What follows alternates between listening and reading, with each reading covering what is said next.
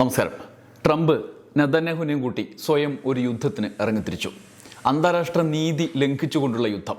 എന്നാൽ യുദ്ധത്തിൽ അകപ്പെട്ട് കുരുക്കിലായി ഒടുക്കം ട്രംപും നെതന്യാഹുവും. ഇപ്പോൾ പുറത്തു കടക്കാനാകാത്ത വിധം കുരുക്കിലായതോടെ മറ്റു രാജ്യങ്ങളെ കൂടി അതിൽ പെടുത്താനുള്ള കുതന്ത്രം പയറ്റുകയാണ് ട്രംപ്. ഹോർമുസ് കടലിടുക്കിൻ്റെ പേര് പറഞ്ഞ് ചൈനയും റഷ്യയും അടക്കമുള്ള രാജ്യങ്ങളെ ഇറാനെതിരെ അണിനിരക്കാൻ ആവശ്യപ്പെട്ടുകൊണ്ട് രംഗത്തെത്തിയിരിക്കുകയാണ്. ഒടുവിൽ അതും പാളുന്ന സാഹചര്യം. ചൈനയുടെ അടുത്ത് ഇത് വലത് ചെലാവോ? ഇറാൻ യുദ്ധത്തിൻ്റെ ഏറ്റവും ഒടുവിലത്തെ പ്രധാനപ്പെട്ട 5 സംഭവവികാസങ്ങളാണ് നമ്മൾ ഈ വീഡിയോയിൽ പരിശോധിക്കുന്നത്. ആദ്യം ട്രംപിൻ്റെ ആഹ്വാനത്തിൽ നിന്ന് തുടങ്ങാം. ട്രംപ് പറഞ്ഞത് ഇങ്ങനെയാണ്: ഇറാനെ അമേരിക്ക സൈനികമായും സാമ്പത്തികമായും പരാജയപ്പെടുത്തുകയും നശിപ്പിക്കുകയും ചെയ്തു കഴിഞ്ഞു. എന്നാൽ ഹോർമുസ് കടലിടുക്ക് വഴി എണ്ണ എത്തിക്കുന്ന രാജ്യങ്ങൾ ഈ പാത ശ്രദ്ധിക്കണം. ഇവിടെ ഞങ്ങളുടെ എല്ലാ സഹായവും ഞങ്ങൾ ഉറപ്പാക്കും.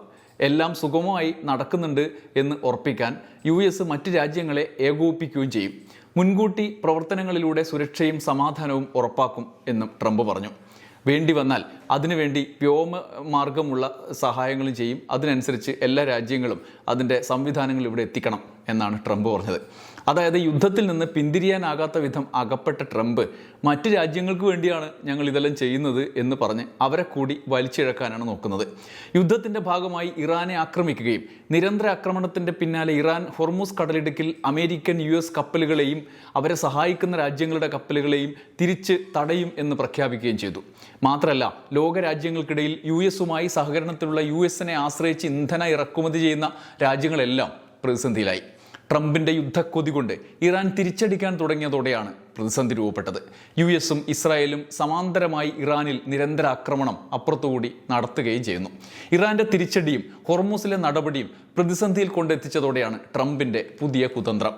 മറ്റു രാജ്യങ്ങളെ കൂടി യുദ്ധത്തിലേക്ക് വലിച്ചിഴക്കാനുള്ള കുതന്ത്രം. ഇറാനാണെങ്കിൽ US, ഇസ്രായേൽ ഇതര കപ്പലുകളെ, അതായത് ഇറാൻ ആക്രമണത്തിൽ സഹായിക്കാത്ത രാജ്യങ്ങളുടെ കപ്പലുകളെ കടന്നുപോകാൻ ഉള്ള അനുമതിയും നൽകിയിട്ടുണ്ട്. ഈ സാഹചര്യത്തിൽ ഇറാൻ യുദ്ധത്തിൽ തകർന്നു പോകാതെ പ്രവർത്തിക്കുകയും ചെയ്യുമ്പോൾ ഹോർമുസിൻ്റെ പേരിൽ മറ്റ് രാജ്യങ്ങളെ കൂടി കൂട്ടി ആക്രമണം നടത്തി ഇറാനെ ഇല്ലാതാക്കാനുള്ള ട്രംപിൻ്റെ ഈ നീക്കമാണ്. ഇതുവരെയുള്ളതൊക്കെ പരാജയപ്പെട്ടപ്പോഴുള്ള പുതിയ നീക്കം. ഹോർമുസ് കടലിടുക്ക് തുറന്ന് നിലനിർത്താൻ US-ന്റെ യുദ്ധക്കപ്പലുകൾ അയക്കും എന്നാണ് ട്രംപ് നേരത്തെ അറിയിച്ചിരുന്നത്. ഇറാന്റെ ഖാർഗ് ദ്വീപിൽ ആക്രമണം നടത്തിയതോടെ ഇറാനും കനത്ത തിരിച്ചടിക്കൊരുങ്ങുകയാണ്. ഇത് US-നെ ആശങ്കയിലാക്കിയിട്ടുണ്ട്. അമേരിക്കക്ക് ഇറാൻ യുദ്ധത്തിന് സഹായം നൽകുന്ന രാജ്യങ്ങൾക്ക് കനത്ത മുന്നറിയിപ്പും ഇറാൻ നൽകിയിട്ടുണ്ട്. തൽക്കാലം പിടിച്ചു നിൽക്കാൻ മറ്റു രാജ്യങ്ങളെ കൂടി യുദ്ധത്തിലേക്ക് വലിച്ചിഴക്കാനുള്ള പദ്ധതിയാണ് ട്രംപിൻ്റേത്. ഇറാൻ ഹോർമുസ് കടലിടുക്ക് അടയ്ക്കുന്നത് പ്രതികൂലമായി ബാധിക്കുന്ന രാജ്യങ്ങൾ കടലിടുക്ക് തുറക്കുന്നതിനും സുരക്ഷ ഉറപ്പാക്കുന്നതിനും അമേരിക്കയുമായി സഹകരിച്ച് യുദ്ധക്കപ്പലുകൾ അയക്കും എന്നാണത്രേ ട്രംപിൻ്റെ പ്രതീക്ഷ. ചൈന, ഫ്രാൻസ്, ജപ്പാൻ, ദക്ഷിണ കൊറിയ, ബ്രിട്ടൻ തുടങ്ങിയ രാജ്യങ്ങൾ കപ്പലുകൾ അയക്കുമെന്നാണ് പ്രതീക്ഷയെന്നും ട്രംപ് ട്രൂത്ത് സോഷ്യലിൽ കുറിച്ചു. എന്നാൽ ട്രംപിൻ്റെ വിചിത്രമായ വാദത്തിൻ്റെ അനുരണനം എന്താണ്? അതാണ് നമ്മൾ രണ്ടാമതായി നോക്കുന്നത്. ഇറാൻ അത് തള്ളിക്കളഞ്ഞു. എല്ലാ രാജ്യങ്ങളുടെയും കപ്പലുകൾ ഹോർമുസ് കടലിലൂടെ പോകുന്നതിന് തടസ്സങ്ങളില്ല എന്ന് ഇറാന്റെ മന്ത്രി അബ്ബാസ് അരാക്ചി പറഞ്ഞു. ഹോർമുസ് കടലിടുക്ക് യഥാർത്ഥത്തിൽ തുറന്നു തന്നെയാണ് കിടക്കുന്നത്. അതേസമയം നമ്മുടെ ശത്രുക്കളെയും നമ്മളെ ആക്രമിക്കുന്ന അവരുടെ സഖ്യകക്ഷി രാജ്യങ്ങളുടെയും കപ്പലുകൾക്ക്, ടാങ്കറുകൾക്ക് ഒക്കെ മുന്നിൽ മാത്രമാണ് ഹോർമുസ് കടലിടുക്ക് അടച്ചിരിക്കുന്നത്. മറ്റ് രാജ്യങ്ങളുടെ കപ്പലുകൾ ഇതുവഴി കടന്നു പോകാൻ എല്ലാ സ്വാതന്ത്ര്യവും നൽകുന്നുണ്ട്, ഇറാൻ വിദേശകാര്യമന്ത്രി MS നൌവിന് നൽകിയ അഭിമുഖത്തിൽ പറഞ്ഞു. റഷ്യയും ചൈനയും ഇറാന് സഹായം നൽകുന്നുണ്ടോ എന്ന സംശയങ്ങൾക്കും അബ്ബാസ് അരാക്ചി മറുപടി പറഞ്ഞു. റഷ്യയും ചൈനയും ഇറാന്റെ നയതന്ത്ര പങ്കാളികളാണ്. റഷ്യയും ചൈനയുമായി മുൻകാലങ്ങളിൽ അടുത്ത സഹകരണമുണ്ട്. ഇപ്പോഴും അത് തുടരുന്നു. ഈ സഹകരണങ്ങളിൽ സൈനിക സഹകരണവും വരുമെന്നും നിർണായകമായ ഒരു വെളിപ്പെടുത്തൽ അദ്ദേഹം നടത്തുന്നുണ്ട്. ഇതേസമയം ഇറാന് ഭീഷണി ഉയർത്തും വിധം US-ഉം ഇസ്രായേലും നടത്തുന്ന നീക്കങ്ങൾക്ക് ഹോർമുസ് കടലിടുക്ക് ഉപയോഗിക്കുന്നത് തടയുക തന്നെ ചെയ്യും എന്ന ഉറച്ച നിലപാട് ഇറാൻ പ്രഖ്യാപിക്കുന്നുണ്ട്. അമേരിക്ക തീരപ്രദേശങ്ങൾ കേന്ദ്രീകരിച്ച് ആക്രമണം നടത്താൻ പോകുന്നു എന്ന് ട്രംപ് തന്നെ പ്രഖ്യാപിച്ച സാഹചര്യത്തിൽ ഹോർമുസിൽ കനത്ത നിയന്ത്രണം ഏർപ്പെടുത്തുക എന്നത് ഇറാന്റെ നിലനിൽപ്പിന്റെ ആവശ്യമാണ്. മറ്റ് രാജ്യങ്ങളുടെ ചെലവിൽ US-ഉം ഇസ്രായേലും ചതിയിലൂടെ ആക്രമണം നടത്താനുള്ള പദ്ധതിയാണ്. ഇപ്പോഴും അതിനുള്ള ശ്രമം നടക്കുന്നുണ്ട്. അത് തടയുക, എന്നതാണ് ഇറാന്റെ നീക്കം. അതുകൊണ്ടുകൂടിയാണ് ഹോർമൂസിൽ നിയന്ത്രണം ഏർപ്പെടുത്തിയത് എന്ന നേരത്തെയുള്ള നിലപാട് ഇറാൻ ഇപ്പോഴും ആവർത്തിക്കുന്നത്. ഇന്ത്യ അടക്കമുള്ള രാജ്യങ്ങളുടെ കപ്പലുകൾ ഇപ്പോൾ ഹോർമൂസ് വഴി കടത്തിവിടുന്നുണ്ട് എന്നും ഈ പുതിയ വാർത്തകളുടെ അടിസ്ഥാനത്തിൽ സ്ഥിരീകരിക്കുന്നുണ്ട്. ഇന്ത്യയുടെ 2 കപ്പലുകൾ ഹോർമൂസ് കടന്ന വിവരം ഇപ്പോൾ പുറത്തു വന്നിട്ടുണ്ട്.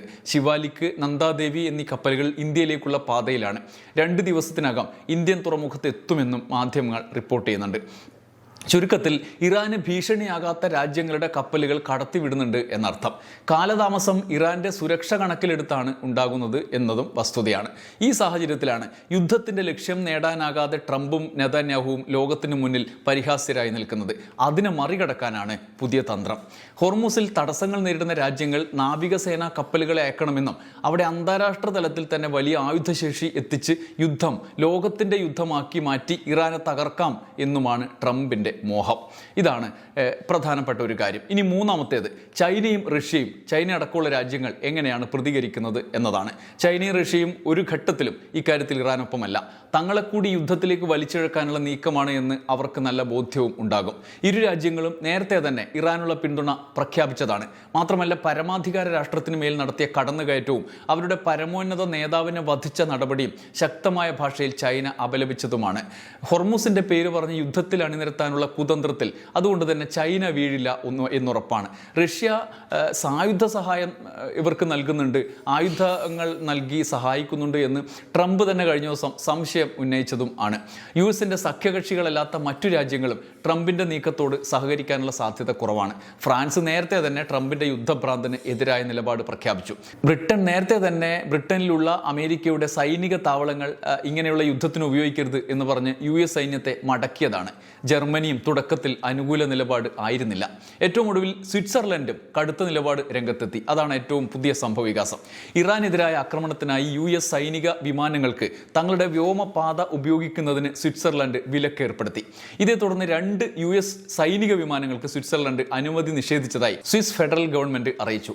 2 ചരക്ക് വിമാനം ഉൾപ്പെടെ 3 US വിമാനങ്ങൾക്ക് അനുമതിയും നൽകിയിട്ടുണ്ട്. സ്വിറ്റ്സർലൻഡിന്റെ നിഷ്പക്ഷതയുടെ പാരമ്പര്യം ഉയർത്തിപ്പിടിച്ചാണ് വിലക്ക് എന്ന് ഭരണകൂടം വിശദീകരിക്കുന്നും ഉണ്ട്. ഇസ്രായേലിൽ നിന്ന് വരുന്ന വാർത്തകളും അത്ര ശുഭകരമല്ല. നാലാമതായി അതാണ് നമ്മൾ പരിശോധിക്കുന്നത്. ഇറാന്റെ മിസൈൽ ആക്രമണം ഇസ്രായേലിൽ വൻ നാശം വിതയ്ക്കുന്നതായാണ് ഇസ്രായേൽ സൈന്യത്തിന്റെ റിപ്പോർട്ട്. അയൺ ഡോമുകളെ മറികടക്കും വിധം തൊടുത്തതിന് ശേഷം പലയിടത്തായി ചിതറിത്തെറിച്ച് പതിക്കുന്ന മിസൈലുകളെ നേരിടാനാകാതെ ഇസ്രായേൽ സൈന്യം അന്തിച്ചു നിൽക്കുകയാണ് എന്ന വാർത്ത വരുന്നുണ്ട്. ഇറാൻ തൊടുത്ത 50% ഇത്തരത്തിലുള്ള മിസൈലുകളാണ് എന്നാണ് IDF ഉദ്യോഗസ്ഥനെ ഉദ്ധരിച്ച് വാർത്താ ഏജൻസികൾ റിപ്പോർട്ട് ചെയ്യുന്നത്. 10 കിലോമീറ്റർ നാശമുണ്ടാക്കാൻ ശേഷിയുള്ളതാണ് ഇത് എന്നും വെളിപ്പെടുത്തലുണ്ട്. സ്ഫോടന വസ്തുക്കൾ വീര്യം കുറഞ്ഞതാണ്, പക്ഷേ മിസൈൽ വീണാൽ ഗുരുതര നാശനഷ്ടം ഉണ്ടാകുന്നു. ഇതാണ് സ്ഥിതി. ഇസ്രായേലിന്റെ വ്യോമ പ്രതിരോധ സംവിധാനങ്ങൾക്ക് ഇതെല്ലാം കൂടി തടയാൻ കഴിയുന്നില്ല എന്നതാണ് പ്രതിസന്ധി. ഈ സാഹചര്യം കൂടി കണക്കിലെടുത്താണ് കരയുദ്ധത്തിനായി ഇസ്രായേൽ ട്രംപിൽ സമ്മർദ്ദം ചെലുത്തുന്നത്. യുദ്ധം 3ാമത്തെ ആഴ്ചയിലേക്ക് കടക്കുമ്പോൾ കരയുദ്ധമില്ലാതെ രക്ഷയില്ല എന്ന നിലപാടിലേക്ക് US എത്തുന്നതായി റിപ്പോർട്ടുകളുണ്ട്. അതിനനുസരിച്ചിട്ടുള്ള സംവിധാനം ഒരുക്കുന്നുണ്ടോ എന്നുള്ള സൂചനകൾ വെച്ച് മാധ്യമങ്ങൾ വാർത്ത റിപ്പോർട്ട് ചെയ്യുന്നുണ്ട്. 5ാമതായി, അതായത് ഈ വീഡിയോയിൽ അവസാനമായി നമ്മൾ പരിശോധിക്കുന്നത് ഈ യുദ്ധം വ്യാജ പ്രചരണങ്ങളുടെ കൂടി യുദ്ധമാണ് എന്നുള്ളതാണ്. മുജ്തബ ഖമനേയി പരമോന്നത നേതാവായതിനു ശേഷം മുൻ ഭീഷണികൾ പാളിപ്പോയ സാഹചര്യത്തെ മറികടക്കാനുള്ള ഒരു പ്രചരണം വ്യാപകമായി നടക്കുന്നുണ്ട്. ഇറാൻ ആക്രമണത്തിൽ US-നും ഇസ്രായേലിനും അക്ഷരാർത്ഥത്തിൽ പാളിപ്പോയത് അവിടുത്തെ ഭരണകൂടത്തിനും ജനജീവിതത്തിനും ഒരു പോറലും ഏൽപ്പിക്കാൻ കഴിഞ്ഞില്ല എന്നിടത്താണ്. ഒടുവിൽ മുജ്തബ ഖമനേയി അധികാരമേറ്റെടുത്തതിന് ശേഷം ടെലിവിഷനിൽ അദ്ദേഹത്തിന്റെ പ്രസ്താവന കൂടി വന്നതോടെ ശരിക്കും അന്തം വിട്ടുപോയി. അതിൽ നിന്ന് രക്ഷപ്പെടാൻ ഖമനേയി ജീവിച്ചിരിപ്പില്ല എന്ന പുതിയ ഒരു കഥ US ഇസ്രായേൽ നേതൃത്വങ്ങൾ പരമാവധി പ്രചരിപ്പിക്കുകയാണ്. ഒടുവിൽ ട്രംപ് ഖമനേയി മരിച്ചിരിക്കാം എന്ന ഊഹാപോഹം കൂടി ഏറ്റെടുത്ത് പരസ്യമായി പറഞ്ഞു. മുജ്തബ കൊല്ലപ്പെട്ടു എന്നാണ് ട്രംപ് ഇപ്പോൾ പറയുന്നത്. മുജ്തബ ജീവിച്ചിരിപ്പില്ല എന്നാണ് കേൾക്കുന്നത് എന്ന ഊഹാപോഹങ്ങൾ പ്രചരിപ്പിക്കാൻ ഓരോ ഘട്ടത്തിൽ ഓരോ അഭിപ്രായങ്ങളുമായി ട്രംപ് വന്നുകൊണ്ടിരിക്കുകയാണ്.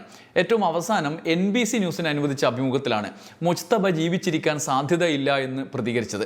അദ്ദേഹം ജീവിച്ചിരിപ്പുണ്ടോ എന്ന് എനിക്കറിയില്ല, ഇതുവരെ ആർക്കും അദ്ദേഹത്തെ കാണാൻ കഴിഞ്ഞിട്ടില്ല, അദ്ദേഹം ജീവിച്ചിരിപ്പില്ല എന്നാണ് ഞാൻ കേൾക്കുന്നത്. അഥവാ ജീവിച്ചിരിപ്പുണ്ടെങ്കിൽ രാജ്യത്തിന് വേണ്ടി വളരെ ബുദ്ധിപരമായി എന്തെങ്കിലും ചെയ്യണം. കീഴടങ്ങുക എന്നതാണ് ബുദ്ധിപരമായ നീക്കം എന്ന് ട്രംപ് പറഞ്ഞു. അതായത് പെട്ടെന്ന് കീഴടങ്ങിക്കൊള്ളുക എന്നാണ് പറയുന്നത്. എന്നാൽ അതിനു മുമ്പ് ഹെക്സെയ്ത്തിന്റെ ഇദ്ദേഹത്തിന് ഭയങ്കര പരിക്ക് പറ്റി, ഗുരുതരമായ പരിക്ക് പറ്റി എന്ന് പറഞ്ഞ അഭിപ്രായ പ്രകടനത്തിന് പിന്നാലെ ട്രംപ് പറഞ്ഞത് മറ്റൊരു കാര്യമാണ്. മുജ്തബയ്ക്ക് ഗുരുതരമായ പരിക്കേറ്റു എന്നും ഏതോ രൂപത്തിൽ ജീവിച്ചിരിക്കാൻ സാധ്യതയുണ്ട് എന്നുമായിരുന്നു.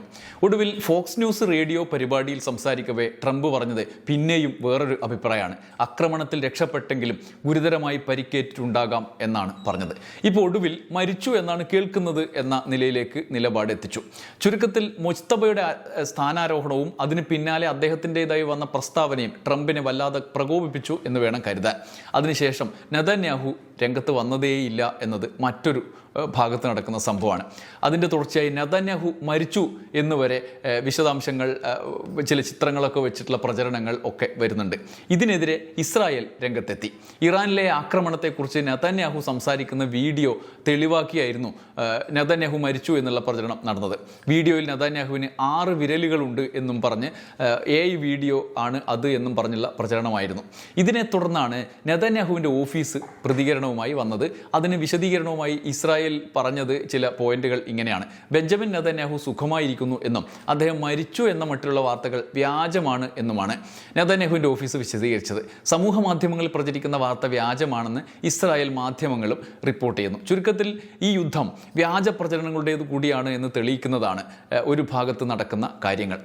വ്യാജ പ്രചരണത്തിനും ഊഹാപോഹങ്ങൾക്കും ട്രംപിനെ പോലെ ഒരു രാഷ്ട്രത്തലവൻ തന്നെ നേതൃത്വം കൊടുക്കുന്നു എന്ന ഒരു വ്യത്യാസം കൂടി ഇത്തവണയുണ്ട്.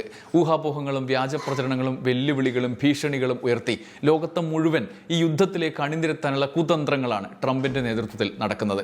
ആദ്യം ആക്രമണ നീക്കം പാളി. കുടുങ്ങും എന്നായപ്പോൾ ഈ യുദ്ധം ലോകത്തിന് വേണ്ടിയാണ് എന്ന് വരുത്തി തീർത്ത് മറ്റ് രാജ്യങ്ങളെ കൂടി അണിനിരത്താനുള്ള കുതന്ത്രം നടപ്പാക്കുന്നു. യുദ്ധത്തിൽ മറ്റ് രാഷ്ട്രങ്ങളെയും അണിനിരത്തി തങ്ങളുടെ നീക്കം വിജയിപ്പിച്ചെടുക്കാനുള്ള തന്ത്രം.